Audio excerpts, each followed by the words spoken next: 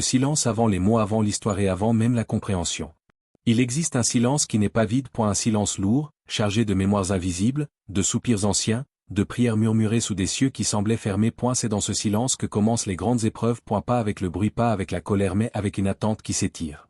132 ans, un chiffre que l'esprit peut compter, mais que le cœur peine à contenir, car 132 ans ne se vivent pas en une seule vie. Ils traversent les corps, les générations, les maisons, les noms. Ils s'installent dans les regards des anciens et dans les silences des enfants.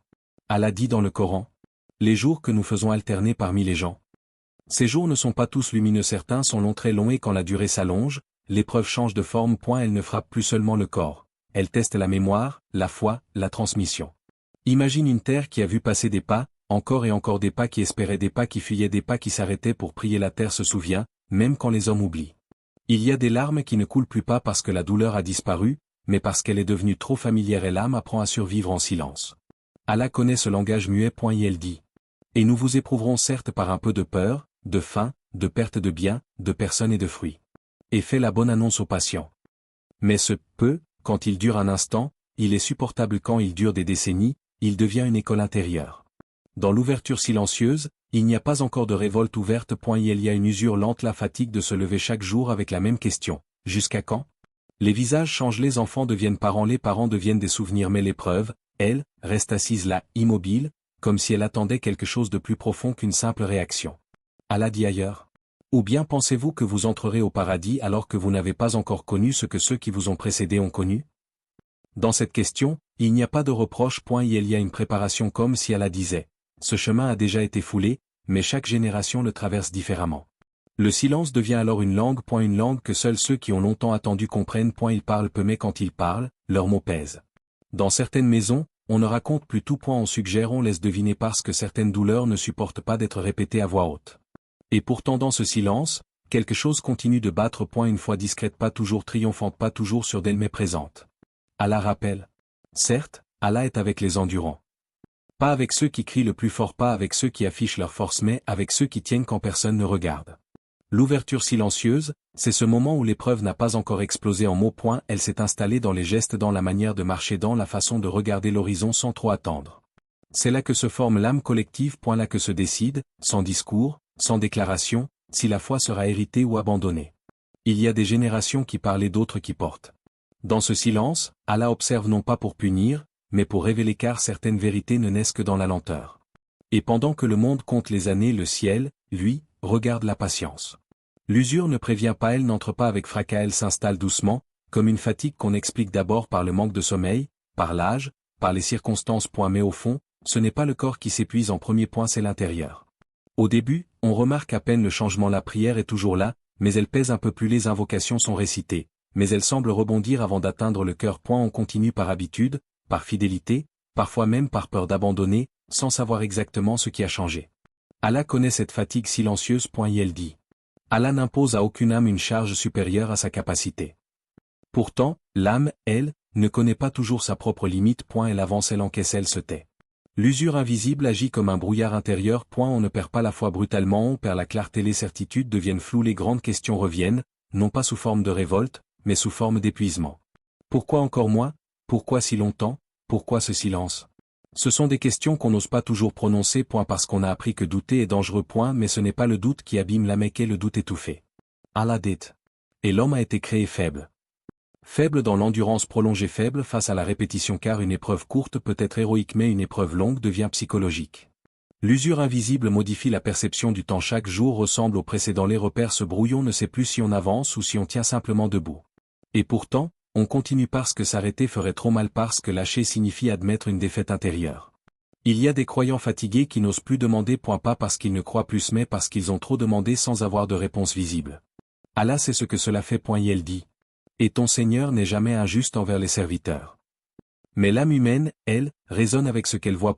Et quand les signes tardent, l'usure commence à poser une question dangereuse. Et si rien ne changeait? C'est là que l'épreuve devient intérieure. Le combat n'est plus contre l'extérieur, mais contre le découragement. Contre cette petite voix qui murmure: à quoi bon continuer avec la même intensité? L'usure invisible ne détruit pas la foi d'un coup. Elle la rend silencieuse, elle la replie, elle la met en veille. Allah rappelle pourtant. N'est-ce point par l'évocation d'Allah que les cœurs se tranquillisent? Mais parfois, même le rappel semble lointain, comme si le cœur l'entendait à travers un mur. Et c'est là que beaucoup se jugent sévèrement. Ils se disent, ma foi était plus forte avant. Je suis devenu faible. Quelque chose s'est cassé. Sans comprendre que ce n'est pas toujours une chute. Parfois, c'est une transformation. Une fois plus silencieuse, moins démonstrative, mais plus enracinée. L'usure invisible trie. Elle sépare la foi héritée de la foi choisie. Elle force l'âme à se regarder sans décor, sans slogan, sans apparence. Allah dit. Et nous éprouverons certainement votre patience. Pas votre discours. Pas votre image. Votre patience intérieure. Dans cette phase, beaucoup avancent mécaniquement. Ils font ce qu'ils peuvent. Ils font moins qu'avant, peut-être. Mais ils font encore.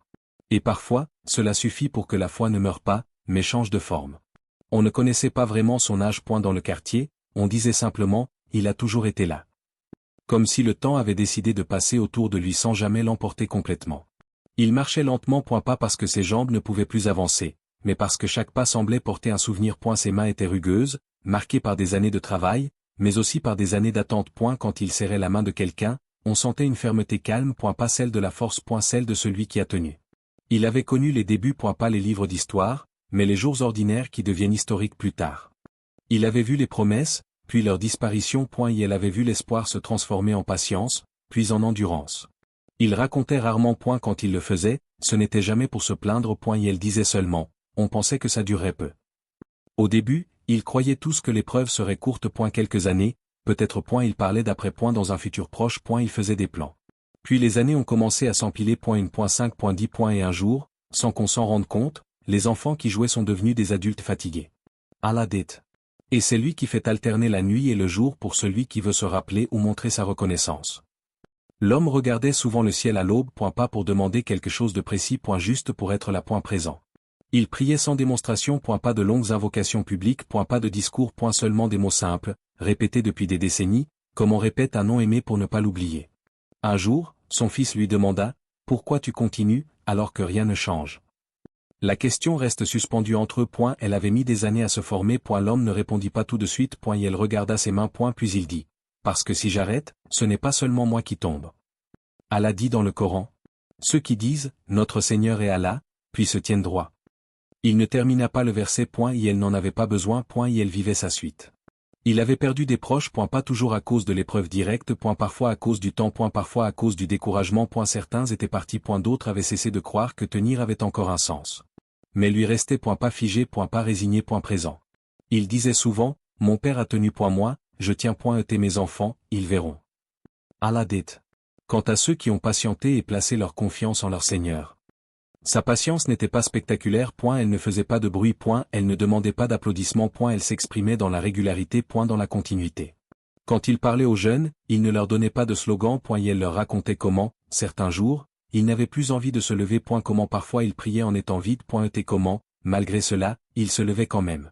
Parce que tenir, ce n'est pas être fort tous les jours. C'est refuser de disparaître intérieurement. Allah rappelle. Et quiconque place sa confiance en Allah, il lui suffit. L'homme ne disait pas qu'il avait compris l'épreuve. Il disait seulement qu'il avait appris à ne pas se laisser définir par elle. Et quand on lui demandait s'il regrettait d'avoir passé sa vie à attendre, il répondait doucement, « Attendre quoi ? J'ai vécu. » Dans son regard, il n'y avait ni victoire éclatante, ni défaite amère. Et il y avait quelque chose de plus rare. Une paix sobre. Forgée dans la durée. 132 ans. À ce stade, ce n'est plus une crise. Ce n'est plus une parenthèse. C'est une structure. Quand une épreuve dure, elle cesse d'être seulement vécue, elle est transmise. Elle devient un héritage silencieux. Un bagage que personne n'a choisi, mais que tout le monde porte. Et c'est là que le danger commence. Parce qu'à force de durer, l'injustice peut devenir normale. À force de répéter la douleur, elle peut devenir familière. À force de survivre, on peut oublier pourquoi on tient.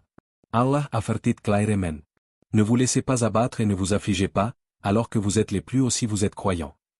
Mais soyons honnêtes. Quand la durée s'installe, ce verset n'est plus récité avec la même force. Et elle devient un rappel lointain. Presque théorique. La durée fatigue la vigilance. Elle érode la conscience. Elle transforme la foi en automatisme.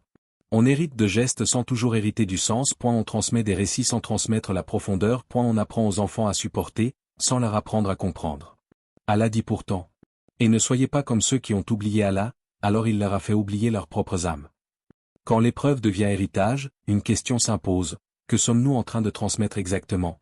La mémoire, ou la blessure, la dignité, ou la résignation, la foi vivante, ou la foi fatiguée? Parce qu'il y a une différence immense entre endurer et s'éteindre lentement. La durée teste autre chose que la patience. Elle teste la lucidité. Elle teste la capacité à rester conscient quand plus rien ne surprend. À force de durer, certains ne demandent plus justice. Ils demandent seulement la tranquillité. Ils veulent que ça cesse, peu importe comment. Allah dit. La vérité est venue, et le faux a disparu. Certes, le faux est voué à disparaître. Mais le faux disparaît rarement tout seul. Et elle disparaît quand les consciences restent éveillées. La durée peut aussi créer une illusion dangereuse. Celle que rien ne changera jamais. Et cette illusion est plus destructrice que l'épreuve elle-même. Car à partir du moment où une génération cesse de croire au changement, elle transmet le renoncement comme une sagesse. C'est comme ça. On a toujours vécu ainsi. Il faut s'adapter. Ces phrases ne sont pas neutres. Elles sculptent l'avenir. Allah rappelle. Et n'appelez pas à la corruption sur la terre après qu'elle ait été réformée. L'épreuve qui dure peut former des cœurs solides. Mais elle peut aussi former des âmes anesthésiées. Et la différence entre les deux tient à une seule chose, la conscience. Quand l'épreuve devient héritage, chaque génération a une responsabilité. Pas celle de porter toute la charge. Mais celle de décider ce qu'elle en fait. Subir n'est pas hériter. Transmettre sans réfléchir n'est pas préserver. Tenir sans comprendre finit par vider le sens. Allah observe cela. Et elle observe ce qui se répète. Et elle observe ce qui se transmet. Et il dit, vous serez certainement interrogé sur ce que vous faisiez. Pas seulement sur ce que vous avez subi. Mais sur ce que vous avez transmis. Toute épreuve porte un message. Mais toutes ne sont pas comprises par ceux qui la traversent. Il existe des douleurs qui ne parlent pas à la génération qui souffre mais à celle qui écoute plus tard. Comme si l'épreuve était une lettre scellée ouverte seulement quand les cœurs sont prêts. Allah dit. Nous vous éprouverons afin de savoir qui parmi vous lutte et patiente, et afin d'éprouver vos nouvelles. L'épreuve n'est pas uniquement une charge. Elle est une parole déguisée. Un enseignement qui ne s'exprime pas en phrases claires mais en durée, en silence, en endurance. La transmission véritable ne consiste pas à raconter ce qui a fait mal. Elle consiste à transmettre ce que la douleur a enseigné. Car transmettre la blessure brute, c'est prolonger la souffrance. Transmettre la sagesse extraite de l'épreuve, c'est libérer ceux qui viennent après. Allah rappelle une loi spirituelle essentielle. Allah ne change pas l'état d'un peuple tant qu'il ne change pas ce qui est en eux-mêmes. Ce changement intérieur ne se fait pas dans l'urgence. Il se fait dans la maturation. Dans l'acceptation que certaines réponses ne viennent pas tout de suite. Il y a des peuples qui héritent de la foi. Et d'autres qui héritent de la fatigue. Les deux se ressemblent extérieurement. Mais intérieurement, ils ne produisent pas les mêmes fruits. La transmission spirituelle commence là où la plainte s'arrête. Pas parce que la plainte est interdite, mais parce qu'elle ne peut pas être le dernier message. Allah dit. Et nous avons fait d'eux des dirigeants guidants par notre ordre, parce qu'ils étaient patients et convaincus de nos signes. La patience, ici, n'est pas passive. Elle est éclairée. Elle est consciente. Elle sait pourquoi elle endure. Ce que l'épreuve cherche à transmettre, ce n'est pas la douleur, c'est la verticalité intérieure. Cette capacité à rester relié au ciel même quand la terre tremble. Beaucoup pensent que transmettre c'est raconter l'histoire encore et encore. Mais parfois, transmettre c'est montrer comment on se tient debout sans tout expliquer. Allah dit. Et place ta confiance en le vivant qui ne meurt jamais. Ce verset n'est pas une consolation. C'est une direction. La transmission authentique apprend aux générations futures à ne pas confondre la durée avec l'abandon ni la lenteur avec l'absence d'Allah. Car Allah agit parfois dans des temporalités qui dépassent la vie humaine. L'épreuve devient alors une école invisible. Elle forme des âmes capables de porter un héritage sans s'y noyer. Des cœurs qui savent distinguer entre ce qui doit être gardé et ce qui doit être purifié. Allah dit encore. Quant à l'écume, elle disparaît. Quant à ce qui est utile aux gens, cela demeure sur la terre. Tout ne doit pas être transmis. Seule l'essence mérite de traverser le temps. L'épreuve dépouille. Elle enlève le superflu. Elle laisse apparaître ce qui compte vraiment, la relation avec Allah. Et lorsque cette relation est transmise, même discrètement, même sans mots, elle devient une lumière silencieuse qui continue de guider après la fin de l'épreuve. Il y a des histoires qui ne se terminent pas. Elles se déposent doucement. Comme une nuit qui ne tombe pas d'un coup mais qui enveloppe le monde sans bruit. 132 ans d'épreuve, et pourtant, le temps n'a pas tout pris. Et il reste quelque chose. Quelque chose qui ne se voit pas mais qui se transmet. Allah dit. Certes, avec la difficulté vient la facilité. Certes, avec la difficulté vient la facilité. Il le répète. Comme pour rappeler à l'âme humaine que la lumière ne se presse jamais mais qu'elle n'oublie pas non plus. Peut-être que la délivrance n'est pas arrivée comme on l'imaginait. Peut-être qu'elle n'est pas encore visible. Mais chaque prière restée debout dans le vent, chaque cœur qui a refusé de se dessécher a laissé une trace. Allah dit. Et nous avons fait de vous une communauté du juste milieu. Une communauté qui marche sans arrogance, qui endure sans s'effacer, qui transmet sans alourdir. Il y a des victoires qui ne font pas de bruit. Des victoires intérieures. Celles qui empêchent l'âme de se briser. Et il y a des défaites qui n'en sont pas quand on n'a pas vu la fin mais qu'on a refusé de trahir le sens. Allah dit encore. Ô mes serviteurs qui avez commis des excès contre vous-mêmes, ne désespérez pas de la miséricorde d'Allah. Ce verset ne s'adresse pas seulement à ceux qui ont fauté. Il s'adresse aussi à ceux qui sont fatigués. À ceux qui ont tenu trop longtemps qui se demandent s'ils ont encore la force de tenir. La foi n'est pas toujours une flamme. Parfois, c'est une braise. Discrète. Mais suffisante pour allumer le feu. Allah n'a jamais demandé la perfection. Il a demandé la sincérité. Et la sincérité, même fragile, pèse lourd dans la balance. Peut-être que ce que tu portes aujourd'hui n'est pas la fin d'une épreuve mais le passage d'un flambeau. Peut-être que ta patience silencieuse est déjà une réponse même si tu ne la comprends pas encore. Allah dit. Et ton Seigneur n'oublie jamais. Rien de ce qui a été enduré n'est perdu. Rien de ce qui a été confié au ciel n'a été ignoré. Alors marche. Même lentement. Même sans certitude totale. Car parfois ce n'est pas la fin qui donne sang au chemin mais la fidélité à la lumière pendant la nuit. Voici une conclusion finale, courte, profonde et mémorable, qui peut être utilisée à la toute fin de la vidéo ou comme dernier souffle de voix off. 132 ans d'épreuves n'ont pas seulement éprouvé des corps, ils ont façonné des âmes. Ce que le temps a tenté d'user, Allah l'a préservé dans le secret des cœurs sincères. Ce que l'injustice a voulu effacer, la foi l'a transmis sans bruit. Peut-être que la victoire ne ressemble pas à ce que nous attendions. Peut-être qu'elle prend la forme d'une patience qui n'a pas cédé, d'une prière qui n'a pas disparu, d'une lumière restée allumée malgré la nuit. Allah voit ce que le monde oublie. Et elle compte ce que le temps ne peut effacer. Et si aujourd'hui tu tiens encore, même fatigué, même silencieux, alors sache-le, l'épreuve n'a pas eu le dernier mot. Et la fin appartient aux pieux. Si ce message a touché ton cœur, abonne-toi, pour ne pas laisser la lumière s'éteindre.